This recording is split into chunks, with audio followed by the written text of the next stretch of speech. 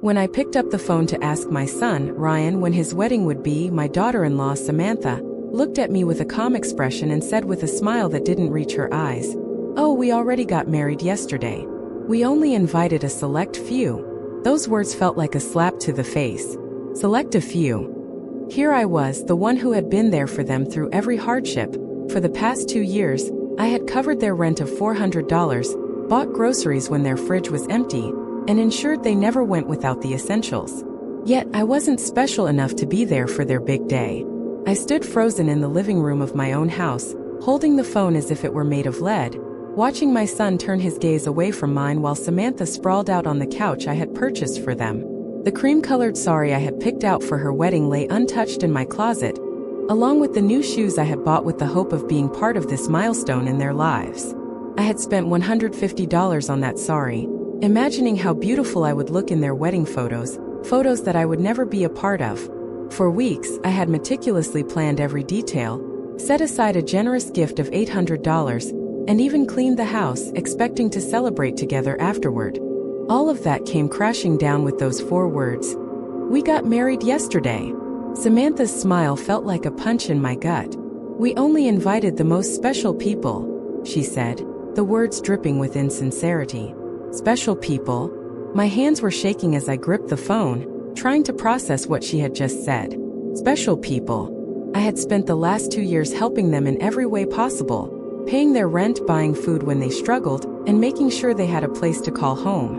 Yet, I wasn't special enough to witness their union, the most important day of their lives. I stood there in my own living room, watching Ryan avoid my eyes, while Samantha made herself at home on the couch I had given them. The wedding dress I had carefully picked out, hoping to see Samantha wear it on their big day, hung unused in my closet. I had spent $250 on it, believing I would be part of this moment. Instead, I was nothing more than an afterthought. The invitation I had waited for never came. No thank you for all the sacrifices I made. No appreciation for the love I had poured into their lives. Just a cold, dismissive rejection. And just like that, I realized I was no longer part of their world. But I was far from the only one who was excluded. I knew I wouldn't be the only one left out. The next week, Samantha called me. This time, her voice was different, softer, filled with desperation. "Auntie, the rent is due.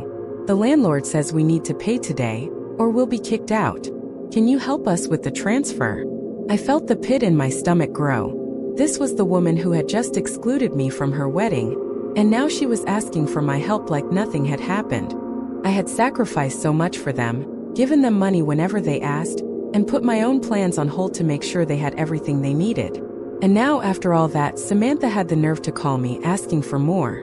For a moment, I was silent. My heart was pounding in my chest, but I didn't let it show. I knew exactly what I had to say.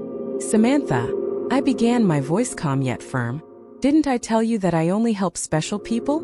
I could hear her breathing on the other side of the line, the silence stretching on. She didn't know what to say, and for the first time in a long time, it felt like the power was in my hands. It wasn't me trembling anymore. It was her. Samantha's voice trembled slightly as she tried to convince me. "Auntie, we've always been special to you. We never meant to hurt you." The lies were so thick, I could almost taste them. It was the same voice she used when she asked for help paying for the wedding, the honeymoon, and the rings. I had never questioned her, never thought twice about it, because I believed I was doing the right thing. I had become the perfect mother-in-law, always the giver, never the receiver. 4 years I had walked on eggshells, always trying to keep the peace, to keep everyone happy. But now as I stood there, I realized something had shifted in me. Those words, "only special people," had opened my eyes to the truth. I had spent over $20,000 in the last 2 years, covering their rent, buying groceries, and paying for their emergencies. All of that money had come from my savings, my retirement fund, the money my late husband had left me to enjoy my final years in peace. Yet, I wasn't special enough to be at their wedding. The thought hit me like a ton of bricks. I had given them everything, and in return, they had given me nothing but empty promises and manipulative behavior. That night, after I hung up the phone, I sat on my bed, my tears soaking my pillow. But these weren't tears of sadness. They were tears of anger, a boiling rage that had been building for years. I cried for the times I had been treated like an afterthought, for all the times my love had been taken for granted, and for every time I had been made to feel invisible. I had been the perfect mother-in-law, always silent, always supportive, always putting their needs before mine. But in return, they had never made me feel like I was truly part of their lives. When I woke up the next morning, something inside me had changed. It wasn't just the sting of betrayal that I felt. It was the beginning of a new resolve. I walked to the bathroom and looked at myself in the mirror. The same tired eyes, the same weary face, but now there was something different in my gaze. There was strength, a resolve I hadn't recognized before. For the first time in years, I was not the one trembling. It was them. I no longer had to be the one to give. It was time to take control of my own life. I made my morning coffee as usual, but this time, I didn't check my phone for a message from Ryan or Samantha. For the first time in years, I was my own priority. I sat at the kitchen table, where I had spent countless hours budgeting for them, keeping track of their expenses, and trying to make sure they had what they needed. But now, that table would serve a new purpose. I pulled out my checkbook and bank statements, ready to calculate just how much I had spent on them. Rent, food, gifts, emergencies, it was over $33,000. That's how much I had invested in their lives, all taken from my savings, from the money that was supposed to be for my own future. And for what? To be left out of the most important day of my son's life? My emotions surged, but this time it wasn't sadness. It was anger, and it was clear to me now. My generosity had been taken for granted. As the phone rang and I saw Ryan's name flash on the screen, I knew I wasn't going to be the one to answer it. I had given enough. It was time to stand up for myself. For years, I had been living in a fog, caught up in the demands of others. Every time my phone rang, it was one of them asking for money. Every day, I found myself going through the motions, filling their needs, paying their bills, and buying their groceries. But what was I getting in return? I had been so blind to my own worth that I had convinced myself that love could be measured in dollars. My entire identity had been wrapped up in how much I could give and for whom. But deep down, I knew something wasn't right. Something had to change.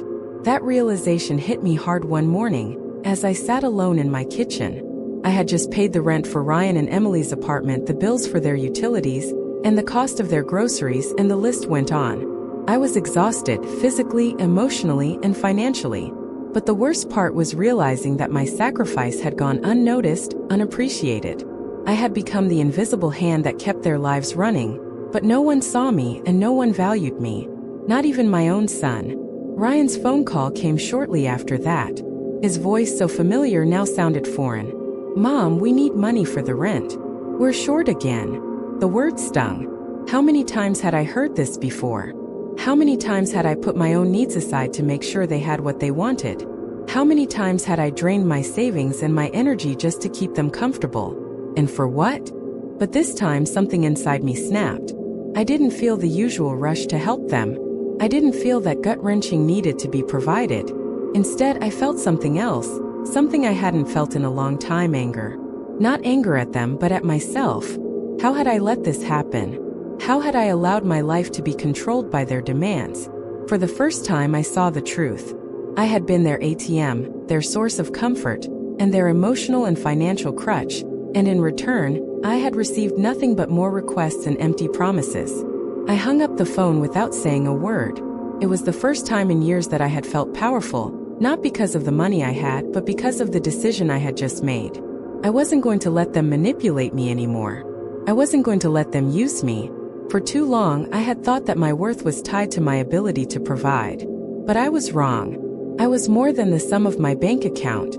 The first thing I did was cancel the automatic payments I had set up for them. It wasn't easy. For years, those payments had been a lifeline. But I knew I had to do it. I had to take back control of my life, my finances, and my peace of mind. And so, I walked into the bank, feeling a mix of fear and resolve, and I asked the bank manager to cancel every automatic transfer I had set up for Ryan and Emily. As I stood there, watching him process the cancellation, I felt lighter, as if a heavy weight had been lifted from my shoulders. For the first time in years, my money was mine. It was a small victory, but it was a victory nonetheless. The phone rang again as I left the bank. "Ryan." I ignored it. Then a text message from Emily.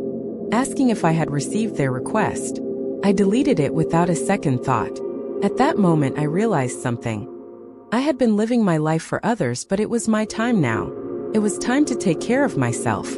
It was time to stop sacrificing my happiness for people who couldn't see the value in what I had given. I had been the mother, the provider, and the silent supporter, but I had never been seen as a person in my own right. I was simply a tool for their convenience. But not anymore.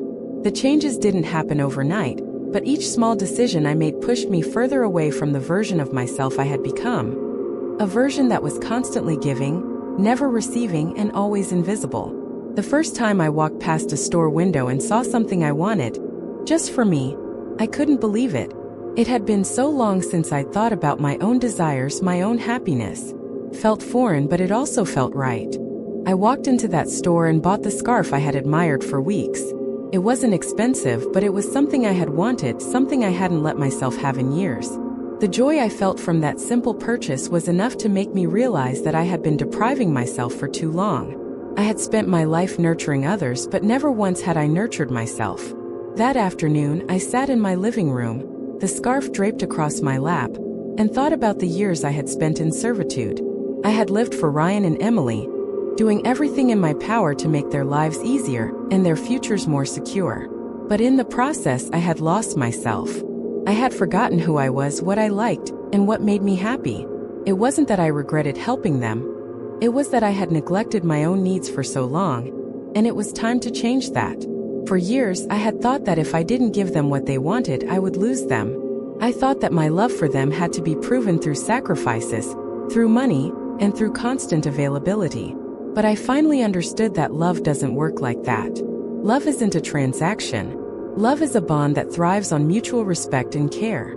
And I had been so focused on giving that I had never asked myself if they valued me, if they cared for me as a person. When I canceled the transfers, I didn't expect them to come to terms with it. I knew they would be angry, perhaps even desperate. But what I didn't anticipate was how quickly their need for money would turn into a deeper manipulation. The phone calls came pouring in, the messages started flooding my inbox, and I began to see the true extent of their dependence on me. Ryan and Emily were no longer asking for help. They were demanding it. They felt entitled to my money, to my resources, and to my life. I was no longer a mother to them, but a lifeline. Their desperation was palpable. And it was at that moment that I realized just how far they had gone. How has it all gotten this far? How had I allowed myself to become a mere instrument for their survival? The hardest part wasn't even their demands, it was their refusal to see me. Their refusal to understand that I was a person with feelings, with limits. They had treated me like a tool, an object to be used and discarded when no longer needed. And that realization hit me harder than anything else. I had been used, manipulated, and taken for granted. But it is over now. I no longer had to answer their calls. I no longer had to listen to their excuses or their pleas. For the first time, I was living for myself. I was free. I walked into my kitchen that evening, feeling a sense of peace that had eluded me for so long. I made myself a cup of tea, something I had always loved but had stopped doing because there was always something else I had to do for them. For the first time, I wasn't in a rush. For the first time, I was alone, and that wasn't a bad thing. It was liberating. Ryan and Emily's demands continued, but they no longer had the same power over me. They could ask for help, but I didn't have to give it. I had learned that it wasn't my responsibility to fix their lives, that I didn't have to be the one to carry their burdens anymore. I was no longer their source of security, and it felt good to be free from that weight. As I sat there sipping my tea, I realized how much of myself I had lost in the process of being everything to everyone. I had given up so much, my time, my energy, my money, without ever asking for anything in return. I had allowed them to take from me without realizing that I had nothing left for myself. But now I have reclaimed that. Now I had time for myself. And it was a beautiful thing. The sense of relief that washed over me when I took those first steps towards independence was something I had never experienced before. I had been so caught up in the cycles of obligation and guilt that I had forgotten what it meant to live for myself. The pressure of their constant demands had turned me into a shadow of myself. Someone who was always giving, always sacrificing, and always on edge. But now I feel a strange sense of calm. It wasn't just the physical distance from Ryan and Emily that made me feel free. It was the emotional distance. For so long, I had tied my sense of worth to their approval, their gratitude, and their love. But when I took that step back, when I finally said no and stopped funding their lives, I realized that my value was not tied to what I could give them. My worth didn't depend on their acceptance or their need for me. I was worthy simply because I existed. I knew that some people would call me selfish. They would say I was being unreasonable, that I should have helped my son and my daughter-in-law no matter what. But what they didn't understand was that I had been helping them for years, and I had nothing left to give. I had emptied myself out for their benefit, and in return, I had been met with manipulation and disregard. The first week after I stopped the transfers was the hardest. There were moments when I felt guilty, when I questioned whether I was making the right choice. But then I would remember how they had excluded me from Ryan's wedding, how they had never once asked about my life, about my well-being. All they had ever wanted from me was money, and in the end, that's all they had left to offer me. I thought about the years I had spent taking care of them, paying their rent, buying their groceries, supporting their whims, and I realized how much of my own life I had sacrificed in the process. I had spent so much time worrying about their needs, about their future, that I had neglected my own. I had given up on dreams, on hobbies, and on personal goals because I thought that being there for them was my purpose in life. But I wasn't just a provider. I was a person, and I deserved to live for myself. As the days went on, I began to rebuild my life brick by brick. I started small, reading books I had put off for years, cooking meals that I loved but had never had time to make. I took walks in the park without feeling guilty about not being available for Ryan and Emily. I found joy in simple things, moments that I had long since forgotten. I also started to make plans for my future. For the first time in years, I wasn't making plans based on their needs. I was thinking about my own desires, about traveling, about taking art classes, about doing things for me. I realized that I still had time to live a fulfilling life. I didn't have to wait for their approval or permission. I knew it wouldn't be easy. There would be moments of doubt, moments when I missed the old version of my life, the version where I was constantly needed. But I also knew that I couldn't go back. I couldn't return to a life where I was defined by what I could give to others. The following weekend, I took a trip to the beach. It had been years since I had done something like that, just getting away for the sake of my own happiness. I stayed in a small cottage by the sea, enjoying the solitude, the sound of the waves crashing against the shore, and the quiet of the night. It was everything I had needed and more. As I walked along the beach, I thought about Ryan and Emily. I thought about their anger and their desperation, and I realized that no matter what they said or did, I couldn't let their problems be mine anymore. I couldn't carry the weight of their lives on my shoulders any longer. It wasn't my responsibility to fix their mistakes, and it wasn't my job to keep them comfortable. I had done more than enough. But in order to truly move forward, I needed to let go of the anger. I needed to stop seeing them as the villains in my story and instead view them as people who were simply caught up in their own desires, their own needs. I couldn't keep holding on to the past, holding on to the resentment. It was time to forgive, not for their sake but for mine. I began to work on that in my quiet moments when I was alone with my thoughts. Forgiveness wasn't easy, but it was necessary. It was the final step in reclaiming my life. I had to forgive myself for allowing them to take so much from me, for staying silent for so long. And I had to forgive them for taking advantage of my love, for exploiting my generosity without ever considering how it affected me. It was a long process, but with each passing day, I felt lighter. I felt more in control of my own life and less beholden to the needs of others. As the days passed, I readjusted how much I had been living in a state of survival. For years, my life had revolved around fulfilling others' needs, and I had put my own dreams and desires on hold. I had convinced myself that this was what love looked like, that love meant sacrifice, that it meant giving everything you had without ever asking for anything in return. But now that I had stepped back, I saw the certainty for what it was. A toxic dynamic that drained me and left me with nothing but empty promises. The hardest part wasn't cutting off the money. It was realizing how deep the emotional manipulation had gone. The guilt I had carried with me for so long was not just about money, it was about love. I had been led to believe that their affection was something I had to earn, that I could only be loved if I provided for them. When I took a step back, it felt like I was losing their love, like I was rejecting them. even though all I had really done was stop enabling them. At first, the silence was deafening. I had become so accustomed to their calls, their messages, and their endless requests that when it stopped, I didn't know what to do with myself. For the first time in years, I wasn't on call for anyone else. It felt strange, almost wrong, to focus on myself instead of being there for them. But it didn't take long before I realized that the silence was a gift. It gave me the space to breathe, to think clearly, and to listen to my own needs. I began to feel the weight I had been carrying for so long start to lift.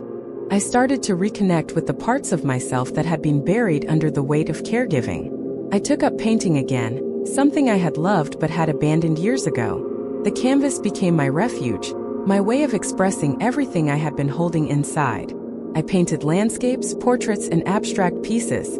Each stroke of the brush a release, each color a reflection of the emotions I had pushed aside for so long. There were moments when I would sit quietly, staring at the paintings, and feel a deep sense of peace. For the first time in years, I wasn't constantly preoccupied with what Ryan and Emily needed.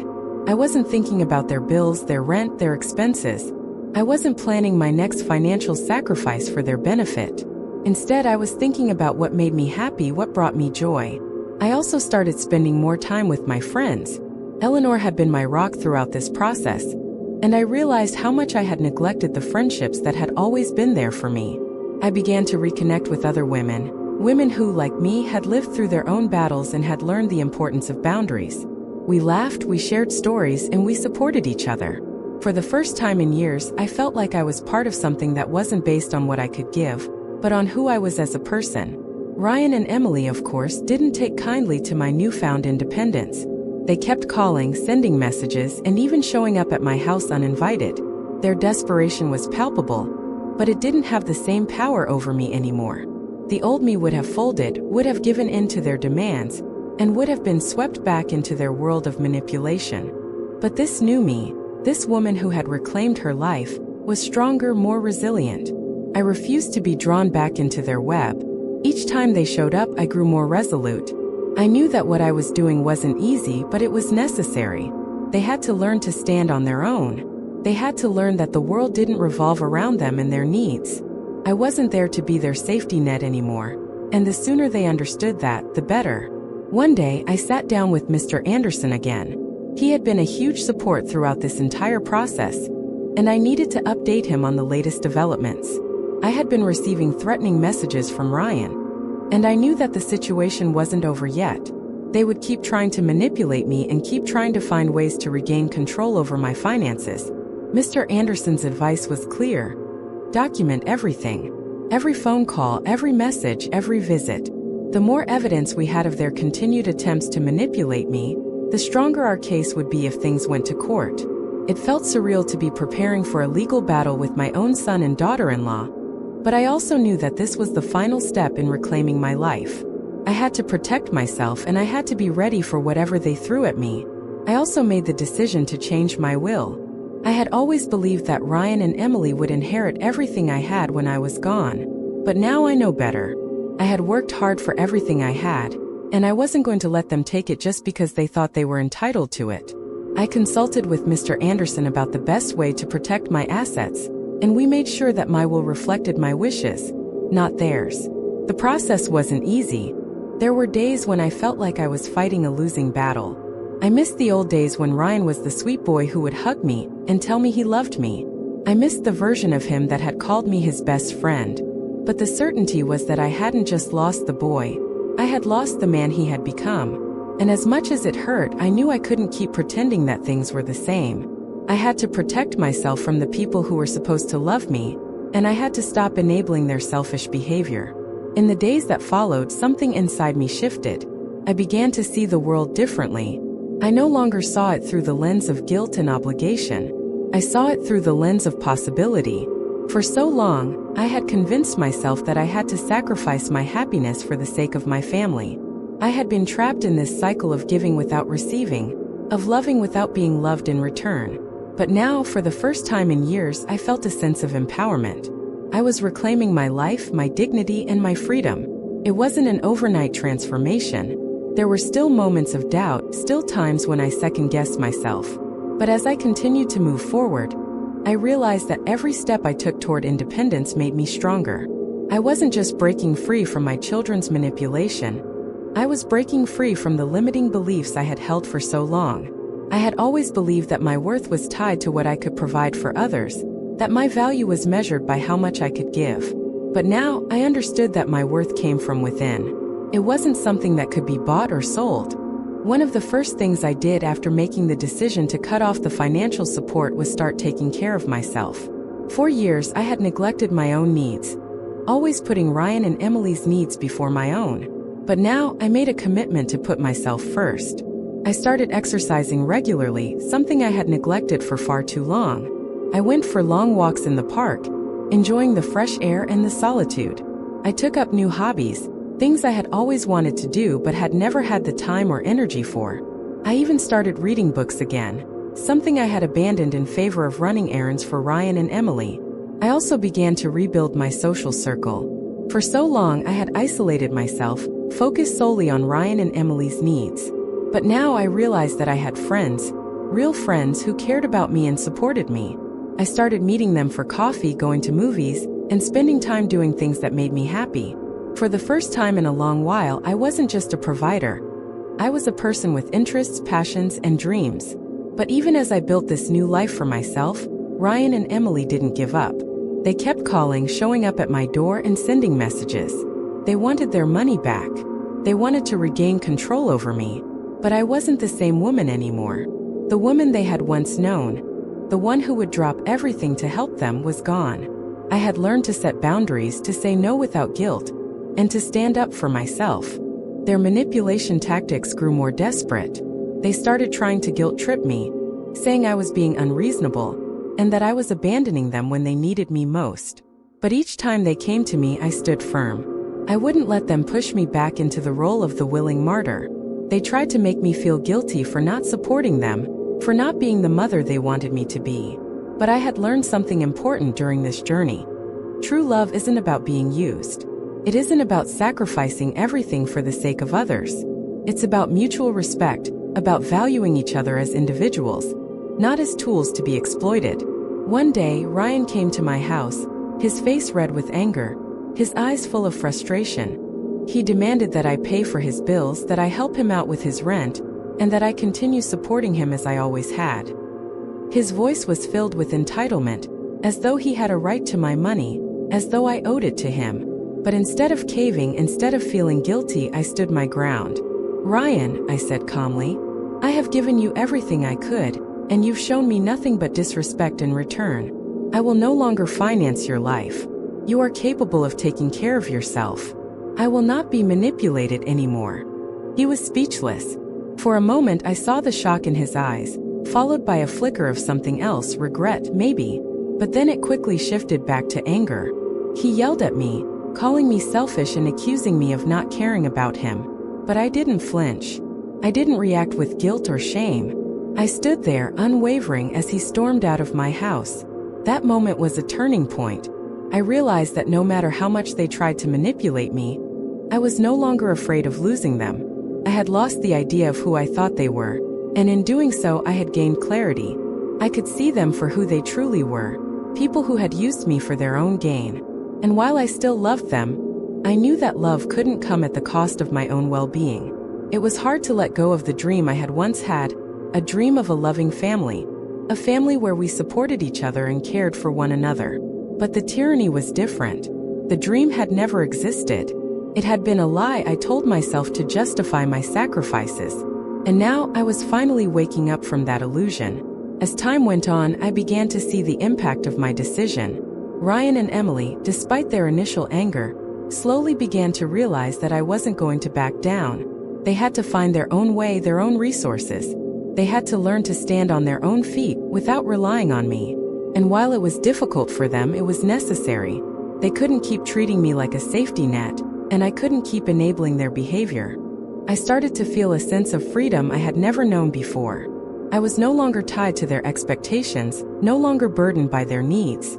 I was free to live my life on my own terms. And as I embraced this new phase of my life, I found joy in the simplest things. A walk in the park, a cup of coffee with a friend, a quiet evening at home with a good book. I also began to think about the future. For the first time in years, I was making plans for myself. I had always put my own dreams aside for the sake of others, but now I was free to pursue what made me happy. I started looking into travel, something I had always wanted to do, but had never been able to afford because of the money I had spent on Ryan and Emily. I dreamed of visiting places I had always read about, experiencing the world beyond the confines of my small town. I knew that the road ahead wouldn't always be easy. There would be moments of doubt, moments when I questioned my decisions. But I also knew that I was stronger than I had ever been. I had taken back control of my life, and nothing or no one could take that away from me. The weeks following the confrontation with Ryan and Emily were filled with a mix of relief and anxiety. On the one hand, I had made a decision that felt right, one that gave me back my independence. On the other hand, there was a lingering sense of guilt that seemed impossible to shake off. Despite everything they had done, despite their disrespect and entitlement, they were still my children. I loved them, and it was hard not to feel like I was abandoning them, even though I knew in my heart that I wasn't. I was simply drawing a line, a boundary that I had allowed them to cross too many times. But the more I reflected on my actions, the more I realized that I wasn't just cutting them off. I was cutting off the unhealthy patterns that had kept me trapped for so long. I had given them money, time, and energy, all of which they had used without hesitation or gratitude. In return, I had received nothing but manipulation and emotional distance. I had sacrificed my own happiness in the hope that by giving, by being selfless, I could earn their love. But love cannot be bought, no matter how much we want to believe it can. And that was a harsh truth to accept. It was the hardest thing I had ever done. Setting that boundary, telling them that I wouldn't support them anymore, that I was no longer willing to be their financial safety net. But the more time passed, the more I realized how necessary it was. I wasn't just protecting my finances. I was protecting my emotional health and my sense of self. I was finally seeing that I deserved more than what they had been giving me in return. I deserved respect. I deserved kindness. I deserved love that was not based on what I could provide for them. In the weeks after, I noticed a shift in the way I approached life. The weight that had been on my shoulders for so long began to lift.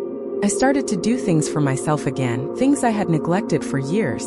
I took up painting, something I had always enjoyed but had put aside to focus on the needs of others. I spent more time with friends who appreciated me, who didn't want anything from me other than my company. And I found peace in the quiet moments, sipping my morning coffee, walking through the park, and reading books I had put off for too long. But even as I embraced this newfound freedom, there were times when I questioned whether I had done the right thing. I thought about the moments when Ryan and Emily had been sweet and loving, the times when they had made me feel needed. I thought about all the good times, the memories of holidays, birthdays, and family gatherings. It was hard not to long for that. But as I reflected on those moments, I also realized that they had always been fleeting. The good moments were always followed by manipulation and by demands for more money, more support, and more sacrifices. It wasn't a balanced relationship. It was one-sided. That's when I realized the true cost of what I had been giving them all these years. It wasn't just about the money. It was about my time, my energy, and my well-being. I had given so much, and in return I had lost myself. I had become someone I didn't recognize. Someone who put everyone else's needs before my own. Someone who thought that being a good mother meant sacrificing everything. But that wasn't love. That was codependency. And for the first time I saw it for what it was. The guilt I felt began to fade as I understood that I wasn't being selfish by setting boundaries. I was being self-respecting. I was choosing to take care of myself, to prioritize my own happiness. And that didn't make me a bad mother. In fact, it made me a better person. Because by taking care of myself, I was setting an example for my children. Not one of endless giving, but one of self-love and self-respect. I was showing them that they needed to stand on their own, that they couldn't keep relying on others to make their lives easier. And maybe, just maybe, that lesson would stick. As I moved further into this new phase of life, I began to see that there were more possibilities ahead of me than I had ever imagined. I had always lived my life in service to others, but now I was learning to live for myself. I started planning trips I had always dreamed of, researching places I wanted to visit and experiences I wanted to have. I was no longer weighed down by the responsibilities I had carried for so long. Instead, I was excited about the future, about the freedom that came with having no one else's needs to put before my own. But the road ahead wasn't always smooth. There were moments when Ryan and Emily would show up at my door, desperate for help, for money, for my attention. They didn't understand that I had already made my decision, that I wasn't going to be their safety net anymore. They continued to try to manipulate me to make me feel guilty for not helping them. But this time I didn't waver.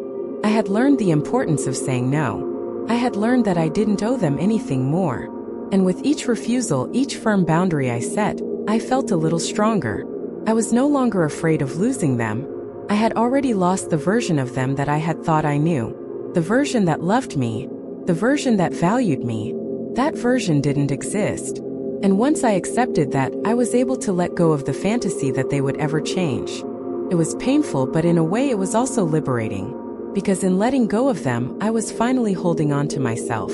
I was reclaiming my life, my energy, my time, and my dignity. And as I moved forward, I knew that no matter what happened with Ryan and Emily, I had made the right choice. I had chosen myself. The following weeks passed in a blur of newfound freedom, but not without its challenges. I had learned to say no, and the repercussions of that were not always easy to bear. Ryan and Emily's persistence didn't wane, despite my clear and firm boundaries. They tried every tactic in the book, from guilt-tripping to playing the victim to subtly suggesting that they were still family, and that I was making a mistake. Each phone call, each message was a test to see if I would falter, a test to see if I would give in. But as time went on, I felt the weight lifting. I realized how much of my life had been consumed by their needs and demands. I had been living in a perpetual state of anxiety, always anticipating the next emergency, the next phone call, and the next request for money. I had always thought that love meant giving, and giving meant sacrificing my happiness for their well-being. But the truth was I had given too much. I had sacrificed my peace, my freedom, and my sense of self to maintain a relationship that was founded on manipulation rather than love. It wasn't easy to face the truth that my relationship with Ryan and Emily had been built on a false premise. It was hard to accept that the love I had given them had been taken for granted, that they had seen me as a resource rather than a person. But as painful as it was necessary. The more I allowed myself to feel the pain, the more I let go of the guilt, the shame, and the false hope that they would change. I started to embrace the certainty of the situation and accept that this wasn't just about money. It was about my worth as a person. For the first time in years, I allowed myself to feel the full weight of what I had endured.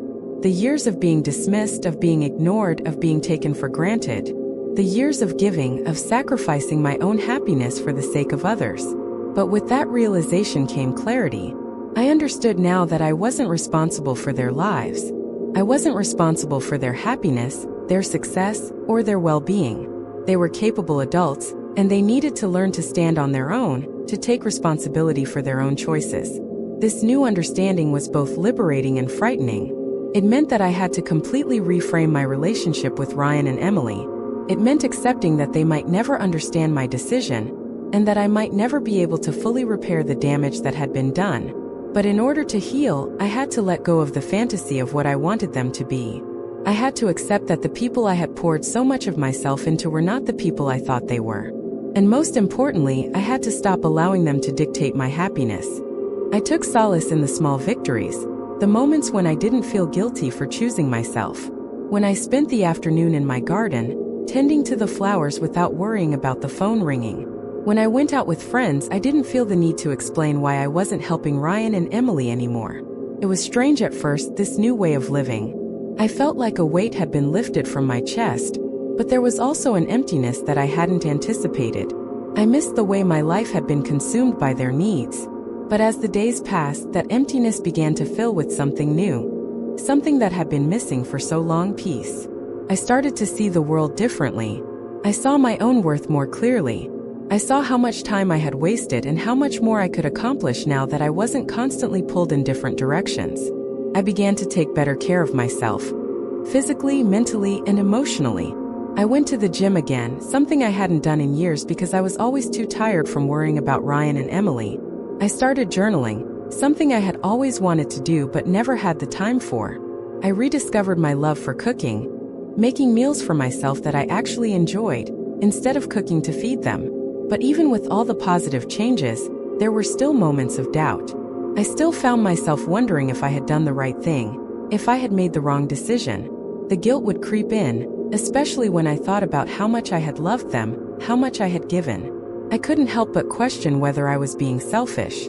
But every time those thoughts came, I reminded myself that this wasn't about being selfish. It was about self-care. It was about taking back control of my life. And as hard as it was to accept, I knew that I had to put myself first.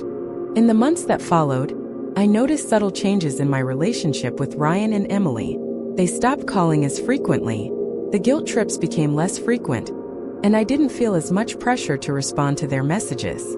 But there was still an underlying tension. It wasn't easy for either of us to navigate this new dynamic. I wasn't the mother I used to be, the one who would drop everything to help them. And they weren't the children I had hoped they would be, the ones who would appreciate the sacrifices I had made. But the more I reflected on it, the more I realized that I didn't want to be that mother anymore.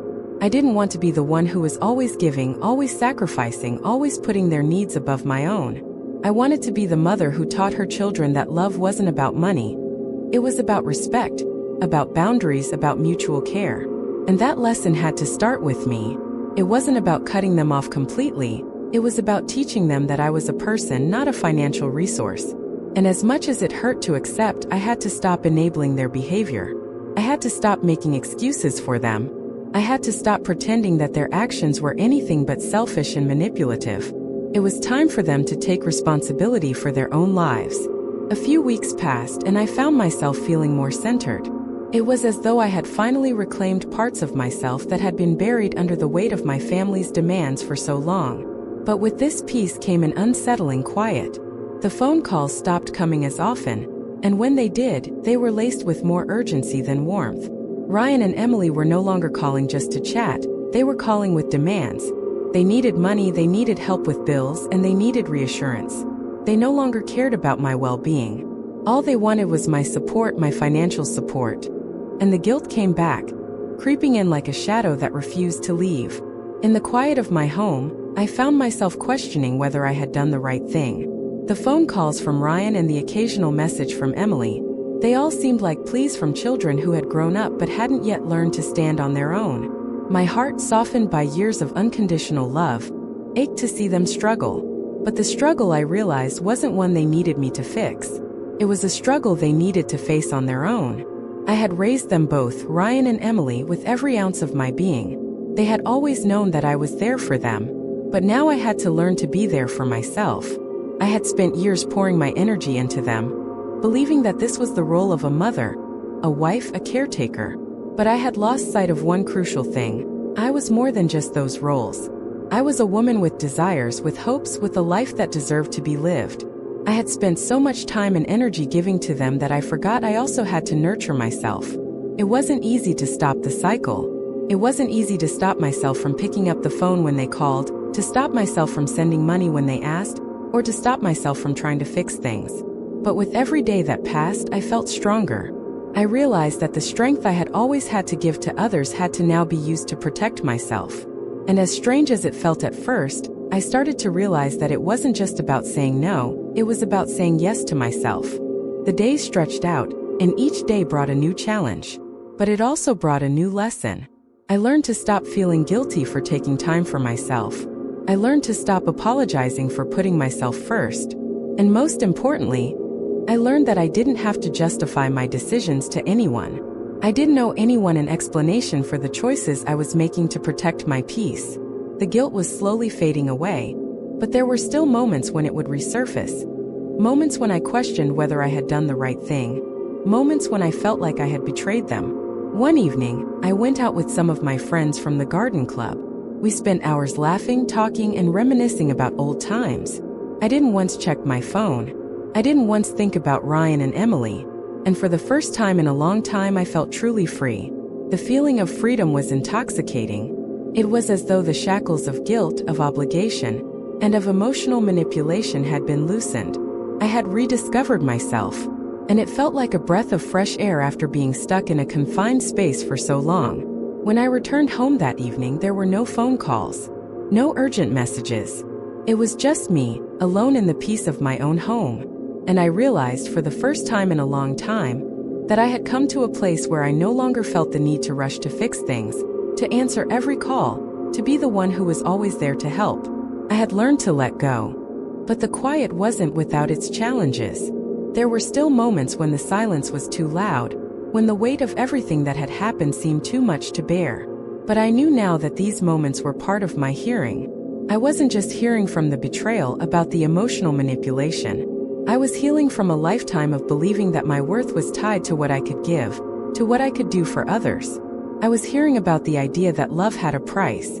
The silence at first was a painful reminder of what I had lost, of the relationship I thought I had with Ryan and Emily. But as time passed, the silence became a sanctuary. A place where I could think, a place where I could reflect, a place where I could finally hear my own thoughts. And it was in this silence that I found my strength. Months passed, and as the seasons changed, so did I. My life had taken an unexpected turn, one I never could have anticipated when I first began to help Ryan and Emily with their financial troubles. At the beginning, it all seemed so innocent. I had been a mother, a caretaker, someone who wanted to see her family happy and secure. But somewhere along the way, I had lost myself in the process. I had become so entwined in their needs that I forgot to nurture my own. Now, as I stood on the other side of this emotional and financial battle, I felt the weight of that realization. The guilt still lingered at times, especially when I saw Ryan or Emily in the streets, or when I heard about their struggles. I knew that I could have done more, that I could have given more, but I also knew deep down that my love for them had been manipulated. I had been used as a stepping stone, not as a mother, and I had let that happen for far too long. But that was in the past. I had made the decision to stop enabling them, to stop pouring my energy into people who saw me only as a resource. For the first time in years, I was living for myself. It felt selfish, but in a way it also felt necessary. I had spent decades giving, and now it was time to take. It was time to take back my life, my peace, and my dignity. And as hard as it was to make those choices, I knew they were the right ones. I spent my days learning how to fill my time with things that brought me joy, things that didn't involve constantly worrying about someone else's needs. I had taken up painting again, something I had always loved but had abandoned when I became too busy taking care of others. I also started volunteering at a local shelter for animals, something that brought me immense joy. For the first time in years, I was able to focus on my passions, and it felt good. But the quiet still weighed heavily on me at times.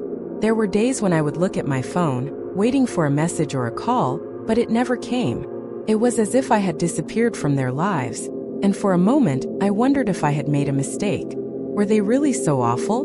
Were they really just using me all along? And then, as if on cue, I would remember the wedding. I would remember the words that had hurt me so much. Only special people. And I would remember the many years I had spent sacrificing my own happiness for them. It was a sobering reminder of why I had made the decision to step back. There were still moments when I wished I could go back and make things right, but I also knew that I couldn't. What had happened had happened. The damage had been done, and I couldn't change it. What I could do was move forward one step at a time and focus on what truly mattered, my well-being. I had spent so much of my life trying to please others, trying to fix things for them, and trying to be the perfect mother. But perfection had a price. And that price was my peace, my happiness, and my sense of self-worth. Now I am learning to live without that pressure. I was learning to live without the constant burden of someone else's needs. And while the adjustment wasn't easy, it was worth it. I had found something deeper than the love I thought I had with Ryan and Emily. I had found love for myself. A love that didn't require sacrifices. A love that didn't come with strings attached. But even as I embraced my newfound freedom, I couldn't help but wonder what would happen next. What would the future hold for me now that I had cut ties with the people I had spent so many years helping? Would I be alone forever? Would I regret my decision? Or would I eventually find peace in my own company? The days stretched out before me in a way I had never experienced before. No longer was I tethered to the demands of Ryan and Emily. No longer did I have to anticipate their next crisis, their next call for help. But there was something unsettling about this freedom, too. The silence, once a welcome respite, now felt like an empty space, a void that begged to be filled. I wondered if the absence of their needs would leave me incomplete, as if their dependency on me had somehow defined who I was. It was an odd feeling, this newfound autonomy. For years, I had been the one they called when their rent was due, when their refrigerator was empty, and when they had no one else to turn to. I had been the silent provider, the ever-present backer who never asked for anything in return. And while I had come to resent that role, I had also grown accustomed to it. My sense of purpose had been tied to their dependence on me. Without them, who was I? In the weeks that followed, I began to feel a quiet strength growing inside me. It was as if the act of cutting them off had also cut away the layers of guilt, obligation, and self-doubt that had clouded my judgment for so long. I had made the choice to prioritize myself, and though that choice was difficult, it was also liberating. It was a reminder that I had a right to live for me, not just for them. And yet, as the days passed, I couldn't shake the feeling that something was missing. I started to seek out connections that were based on something other than need. I reconnected with old friends, some of whom I had neglected over the years. We would meet for coffee, laugh about old memories, and share stories of our lives. It felt good to be around people who saw me as more than just a caregiver, people who were interested in me for who I was, not what I could provide. These friendships, once thought to be lost, slowly began to fill the empty space in my life. I felt less lonely, less isolated. But still, the question lingered. What had I been to Ryan and Emily? And more importantly, what had they been to me? I had given so much, not just of my money but of my time, my energy, and my love. I had poured myself into them, believing that my worth was tied to their happiness. But now that I had stopped, I realized that I had given so much of myself that there was little left for me. I had neglected my own needs, my own desires, and my own dreams. There were moments when the anger would surge, moments when I would think back to those years and feel the sting of betrayal. The way they had treated me, the way they had used me, had left scars. I had spent so many years running on empty, trying to be everything for them. And in the end, they had left me feeling invisible, worthless, and expendable. But the anger, as consuming as it was, began to fade. It was replaced with something more powerful: clarity. The clarity to see that I had been manipulated, yes, but also the clarity to understand that I was no longer willing to live in the shadows of their needs. I was learning that I was worthy of love without having to prove my worth through actions, through sacrifices, through endless giving. Love, I realized, should not come with strings attached. It should not require a person to lose themselves in the process. I had been so wrapped up in being the perfect mother, the perfect caretaker, that I had forgotten to care for myself. I had been so eager to please them, to ensure they were happy, that I had forgotten what true happiness felt like. Now, as I looked back on those years, I felt a sense of release. I had given my best, my all, and in return, I had been taken for granted. But I also understood that it was not their fault. They had never asked me to sacrifice myself for them. I had chosen to do it. I had chosen to believe that my worth was tied to what I could provide, not to who I was as a person. And now it was time to redefine my worth. I was no longer the self-sacrificing mother or the invisible provider. I was Rachel, a woman with dreams and desires of her own. And for the first time in years, I was beginning to feel like I was enough. As I continued to adjust to this new chapter of my life, I couldn't help but reflect on how much I had missed out on over the years. I had put my life on hold, thinking that my role as a mother and caretaker was the most important thing. But now, with the weight of those responsibilities lifted, I realized how much of myself had been buried under the constant need to fulfill others' demands. For so long, I had been living on autopilot, responding to crises, making sacrifices, and giving without hesitation. And all the while, I had been losing touch with the things that made me feel like Ryan. I began to think about the passions I had once had. What were the things that brought me joy before I became consumed by Ryan and Emily's needs? I remembered the art I used to create, the walks I used to take, and the music I used to listen to. I had neglected those parts of myself, convincing myself that they were not as important as the duties I had to my family. But now, with time on my hands and a clearer mind, I started to rediscover them. One afternoon, I went to the local art supply store. I hadn't stepped into one in years, but as soon as I walked through the door, a wave of excitement washed over me. The smell of fresh paint, the vibrant colors on display, and the feel of blank canvases all called to me. I bought a set of paints and brushes, something simple to start with. That evening, I set up a small corner in my living room, just for me. It was strange at first, being with my thoughts and emotions in such a raw way.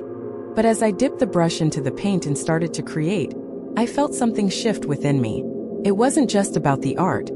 It was about reclaiming a part of myself that had been neglected for far too long. The next few days were filled with small, intentional acts of self-care. I took long walks in the park, visited the local library, and began to reconnect with the simple pleasures of life. I realized that I didn't need anyone else to vouch for my existence.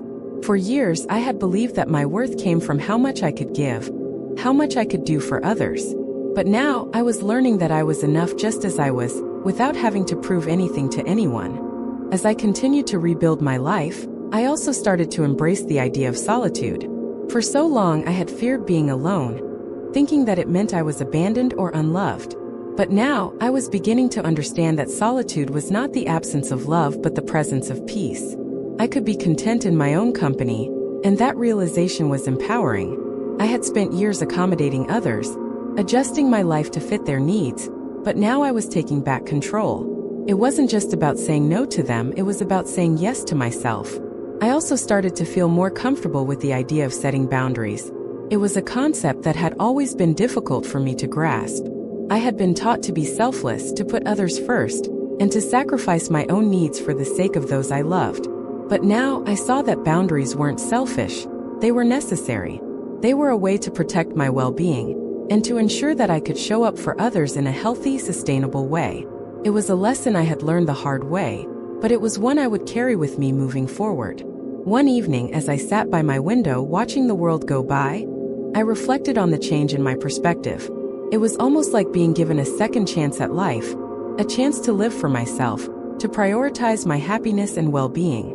I had been given the gift of clarity, of seeing my life not as a series of obligations but as a collection of opportunities. The weight of guilt that had once pressed down on me like an anchor was now starting to lift, and I felt lighter than I had in years. For the first time in a long time, I allowed myself to imagine a future that was mine. A future where I wasn't defined by my role as a caretaker. A future where I could pursue the dreams and passions that had been buried under years of responsibility. I began to think about travel, about places I had always wanted to visit, but had put off because I didn't think I could leave my family behind. But now I understood that it was okay to go, that my happiness didn't depend on constantly being there for everyone else. In fact, I realized that my happiness could only grow when I nurtured it within myself first. I made a list of all the things I wanted to experience. I wanted to explore new countries, immerse myself in different cultures, and see the world through fresh eyes. I wanted to take cooking classes, learn to dance, visit art galleries, and watch the sunset in places I had never been before. These were not just fantasies, they were now possibilities. For the first time in years, I had the freedom to dream again, without the weight of someone else's needs pulling me down. The first step toward this new adventure was simple. I booked a trip to a place I had always wanted to visit. It wasn't a grand vacation, but it was a start. I chose a quiet town by the sea, somewhere I could relax, breathe, and reflect on everything I had been through. As I clicked the Book Now button, a wave of excitement washed over me. I was doing something for myself, something that would nourish my soul. In the weeks leading up to my trip, I began to prepare. I went through my belongings, donated things I no longer needed, and created space, physically and mentally, for this new chapter. I wasn't just preparing for a vacation. I was preparing for a shift in how I approached life. Everything I had once thought was essential, taking care of everyone, putting their needs before my own, was now being replaced by a new set of priorities. I was learning to let go, to release the need for validation from others, and to embrace the joy that comes from being fully present in my own life. The day of my trip arrived, and I felt a sense of freedom that I hadn't experienced in years. I stood at the airport holding my ticket in one hand and my suitcase in the other, feeling like a weight had been lifted from my shoulders. The familiar anxiety, the worry over what was happening back home, had been replaced with a sense of calm. I was no longer carrying the burden of guilt or obligation. For the first time, I was truly free to do as I pleased, without concern for others' expectations. The flight was uneventful, and I spent the hours gazing out of the window, watching the clouds shift and change below me. It was a strange sensation, feeling so detached from everything I had once held so closely. I was leaving behind a life that had defined me for so long, but I was also stepping into something new, something full of potential. As the plane descended toward the coastal town, I felt a surge of excitement. I was ready to explore not just this new place but also this new version of myself. When I arrived at the small town by the sea, it was more beautiful than I had imagined. The air was fresh and crisp, and the sound of the waves crashing against the shore was soothing and rhythmic. I checked into my hotel, which had a quaint old-world charm, and went straight to my room. The bed looked inviting, but I resisted the urge to rest. Instead, I grabbed my coat and walked out into the cool evening air, eager to take in the sights and sounds of this new world I had entered. The town was small but vibrant, with cobblestone streets lined with cafes, boutiques, and art galleries. I wandered aimlessly, taking in the architecture, the people, and the peaceful pace of life. There was no rush, no deadlines, and no obligations. For the first time in a long time, I felt like I could simply exist without having to do anything. I sat at a small cafe overlooking the water, sipped my coffee, and watched the world go by. It was a moment of pure contentment, something I had long forgotten. As I sat there, I couldn't help but think about Ryan and Emily. They were still a part of me, of course. I wasn't entirely free from the ties that bound me to them, but I had made the decision to put myself first, to take a step back and allow them to find their own way. I had given them so much over the years, and now it was their turn to learn how to stand on their own. I had no idea what the future would hold for them, but I knew that I couldn't keep sacrificing myself for people who didn't truly see me. I closed my eyes for a moment, letting the gentle breeze wash over me. The decision to leave to go on this journey was the best thing I could have done. It was my way of reclaiming my life, of taking back the power that had been taken from me for so long. The trip was not just a break from my everyday life. It was a symbol of my liberation. As I continued to sit there, I made a silent vow to myself. No matter what happened, I would never again allow anyone to define my worth based on what I could give them. The days in the coastal town passed in a haze of peace and contentment. I woke up early each morning, eager to greet the new day without the weight of worry clinging to me. I spent my days exploring, taking long walks along the beach, and soaking up the beauty of the world around me. The sound of the waves crashing against the shore was a constant companion, as though nature itself was soothing the wounds that had accumulated over the years. For the first time, I wasn't preoccupied with what was happening back home. I wasn't worrying about Ryan or Emily or the house I had left behind. I was completely absorbed in the present, in the beauty of this new chapter of my life. Each day brought with it new discoveries. I visited art galleries, met other travelers, and even joined a small group of locals for a cooking class, where I learned how to prepare the traditional dishes of the region. The simple pleasure of learning something new, of being surrounded by kind-hearted people, filled me with a sense of joy I had long forgotten. For so many years, I had sacrificed my own happiness for the sake of others, but now I was learning to savor the small moments of joy that life had to offer. It was as if the weight of my past had dissolved, and I was free to embrace life without hesitation. There were moments, of course, when the memories of Ryan and Emily crept back into my mind, and I would feel a pang of regret. But those moments were fleeting. I would remind myself that I had done my best for them. I had given them everything I had, and in the end, they had treated me as nothing more than a source of money. That truth, painful as it was, no longer controlled me. I had stepped away from it, and in doing so, I had begun to rediscover who I was outside of my roles as a mother, a provider, and an enabler. One evening, as I walked along the beach, I encountered a couple of elderly women who were sitting on a bench, watching the sunset. They invited me to join them, and we began chatting. It wasn't long before they shared their own stories of relationships with their children, some of which mirrored my own experiences. They too had given so much of themselves to their families, only to be taken for granted. As we spoke, I felt a deep sense of connection with these women who, like me, had learned the hard way that true love and respect couldn't be bought. One of them, Marge, smiled at me and said, "You know, dear, sometimes the hardest lesson is realizing that you don't owe anyone anything, not even your own children." Her words stayed with me long after that evening. It was as if they were a reminder of something I had known deep down, but had never fully embraced until now. I didn't owe Ryan and Emily anything. I had already given them so much, and it wasn't my responsibility to keep giving. It wasn't selfish to take care of myself. It was essential. I needed to live for me, not for them. I wasn't just a resource to be used. I was a person deserving of love, respect, and happiness. The days turned into weeks, and I started to realize just how much I had changed. The woman who had arrived in this town, uncertain and burdened by years of self-sacrifice, was no longer the same. I had shed the weight of guilt and obligation, and in doing so, I had rediscovered my strength. I had reconnected with myself, and for the first time in years, I felt truly at peace. I had found a life that was mine to live, one where I could pursue my passions, make my own choices, and live without the fear of being used or manipulated. As the months went by, I began to feel the fruits of my decision to break free from Ryan and Emily's grip. I had made a conscious effort to embrace the freedom I had fought so hard for, and with each passing day, I felt more empowered and more connected to the life I was building for myself. I started volunteering at a local animal shelter, something I had always wanted to do but never had the time for. There was something incredibly fulfilling about giving my time and energy to animals in need, and the experience filled me with a sense of purpose that had been missing for so long. The volunteers I met at the shelter became my new family. They were people who cared for others without expecting anything in return. We worked together, laughed together, and shared stories of our lives, and for the first time in years, I felt a true sense of belonging. I wasn't just a mother or a financial provider. I was an individual with passions, dreams, and the ability to make a difference in the world. One day, as I sat in the shelter's break room, a volunteer named Samantha asked me how I had ended up in the town.